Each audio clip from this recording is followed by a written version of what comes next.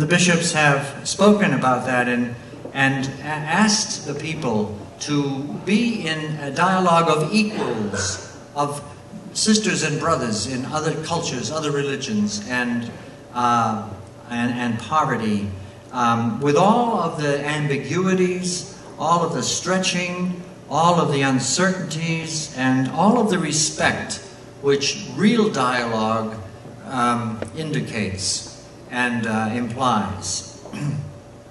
Also, I found in Asia with the sisters the living out of Eastern spirituality as Catholic sisters. I found them oftentimes early in the morning in their chapel, praying in lotus position, praying in contemplative attitudes. These young Asian women who are in Manila in training for religious life, living an Eastern type of spirituality quite clearly as Catholic sisters. A new way of being church, really. It was very, very instructive to me. I came to see a new way of being church in the Amazon region of Brazil. The sisters of the Missionary Sisters of the Immaculate Conception have missions since the beginning of their congregation in the Amazonia of Brazil. And if you know anything about that part of the world, you know that the Amazon is an amazing global reality. It's an inland ocean. It's a whole water system that affects much of Latin America. As they instructed me and introduced me to the Amazon region, they taught me a lot about ecology and the threats to the environment that they see happening in that immensely important part of the world. I remember on one Sunday morning standing with the sisters in prayer on the shores of the Amazon. You probably know that if you stand on one bank of the Amazon, you cannot see across the river. It's that big. It's an ocean. It's huge. And they stood on the shores of the Amazon and prayed this amazing ecological prayer with song and words and dance to ask God's help to obey what the bishops of Brazil and Latin America are calling for these days. Strict attention to the ecological threats in that part of the world, to the degradation of the air and the water especially, and the land. An amazing insight, really, and reality. A new way of being church, I felt. In Namibia, South Africa, I came across a new way of being church in that new country. You probably know that Namibia received its independence in 1990, just 19 years ago, from South Africa. It received its independence without bloodshed, without war. It was a peaceful transition. It had been part of a South African nation, and now it was its own, Namibia. It was also a country that has just been emerging, like South Africa, from that dreadful system of apartheid. The sisters told me that they had been subject to apartheid in Namibia as they were growing up. They were all native sisters, all black African sisters. They are dealing with this dreadful scourge of HIV/AIDS. 21% of Namibians are infected and affected by AIDS. And enormously influenced by the traditional African religious traditions and culture. Each one of them has an intimate relationship because of family ties and neighborhood, village ties with older traditions from the African religiosity. So the bishops of Africa have called the sisters to, and all of the Catholic Christians there, to take seriously the traditions and the customs of the people. For example, I read and talked with the sisters about funerals being celebrated in the homes of the deceased.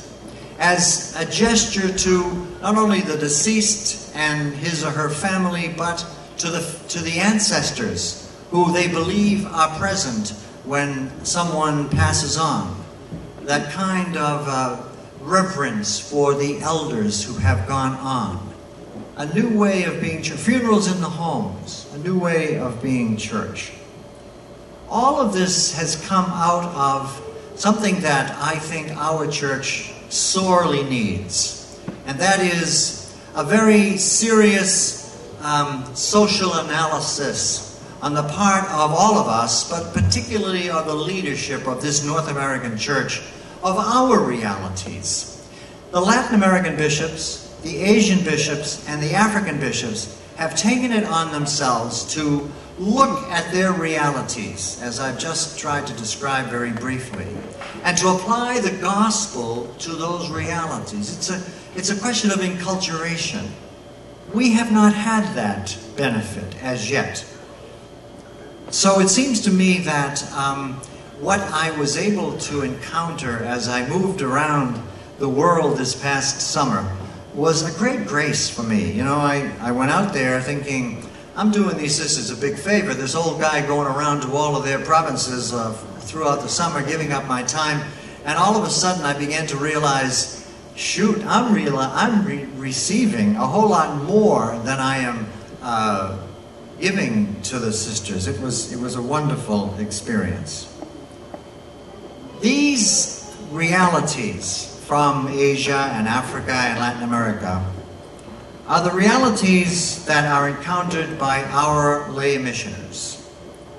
And as they go to Asia, Africa, Latin America in service, they are the insights which our missioners then bring back to the United States, to North America, after their 3 or 6 years of service abroad.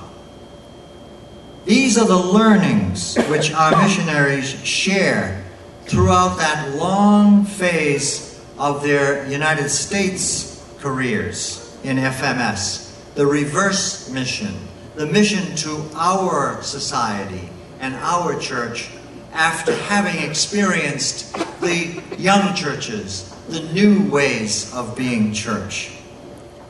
These are the gifts, really, that our missioners bring back to share with the rest of us.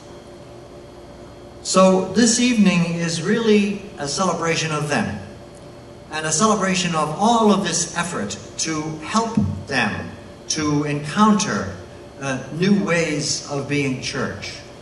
It strikes me in a time of increased awareness of globalization, in a time of obvious and tragic realities like Afghanistan and Iraq, tragic realities of melting glaciers and encroaching deserts, and all of the other problems that beset our human family and our planet, that we have a real need for the experience of these places in the world that do address many of the problems.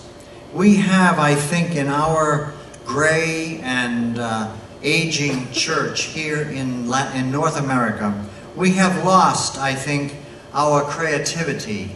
And to some extent, I believe, we've lost our relevance for this time of human history. And we need, I think, the inspiration of new churches, young churches. And that can only come, I think, through the experience, the hands-on experience of our lay missioners.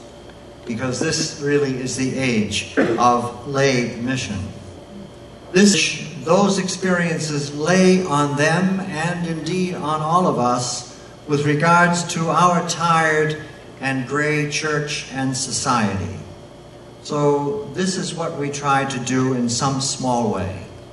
This evening, therefore, we thank you, our missioners.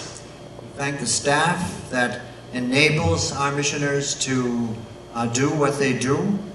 We thank the board of directors. We thank all of the friends and families that allow our missioners to take 3 or 6 years out of their lives and have these experiences. And we thank especially each one of you who in many, many ways enable us to carry on this good work. Thank you.